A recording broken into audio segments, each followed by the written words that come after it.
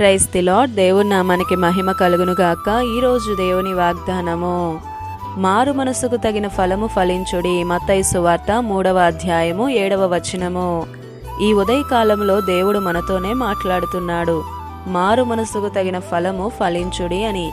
పాపము చేయకూడదు అని మారు మనసు పొంది రక్షించబడిన తరువాత ఆత్మ చెప్పినవన్నీ మన క్రియలలో చూపించాలి. ఆత్మఫలము అనగానేమి అని ఆలోచిస్తున్నారా?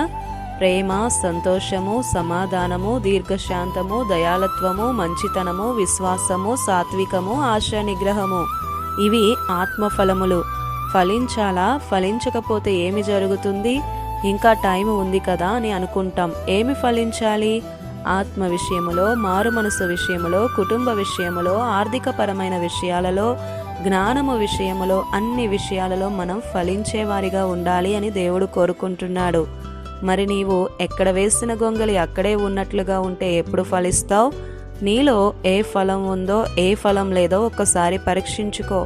బ్రతుకును మార్చుకో, నరకం నుండి తప్పించుకో. ఈ క్షణమే గొడ్డలి చెట్ల వేరున ఉంచబడి ఉన్నది కనుక మంచి ఫలము ఫలించని ప్రతి చెట్టును నరకబడి అగ్నిలో వేయబడును అని వాక్యం చెప్తుంది. మనం ఫలించుట వలన తండ్రి మహిమపరచబడతాడు. ఆయన యందు నిలిచి ఉంటేనే మనం బహుగా ఫలిస్తాం.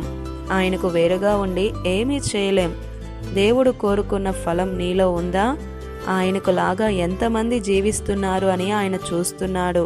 ప్రియ సహోదరుడా, సహోదరి, దేవుడు ఒక చెట్టు దగ్గరికి ఆకలితో వెళ్ళాడు. రేపు ఆకలితో ఆయన నీ దగ్గరికి రాబోతున్నాడు.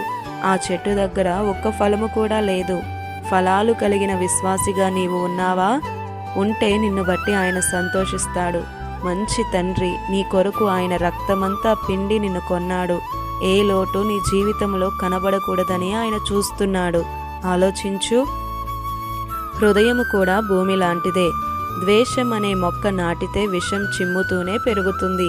అదే ప్రేమ, విశ్వాసం అనే విత్తనాలు నాటితే అనేకులకు ఆత్మఫలాలు ఇచ్చే చెట్టులాగా నిలుస్తుంది.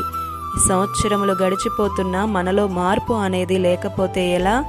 నీటిలో మునిగి బాప్తిస్మం తీసుకుంటే సరికాదు. మార్పు అనునది మన హృదయంలో రావాలి. మారు మనసు కలిగి నేను జీవించాలి, నా తండ్రి నన్ను చూస్తున్నాడు అని దినదినము సరిచేసుకుంటూ జీవించు. ఆమేన్. ఈ దిన వాగ్దానం మనందరి జీవితాలలో నెరవేరాలని కోరుతూ దేవుని సువార్తా పరిచర్యలో మీ సహోదరి Prasanna. God bless you. Amen.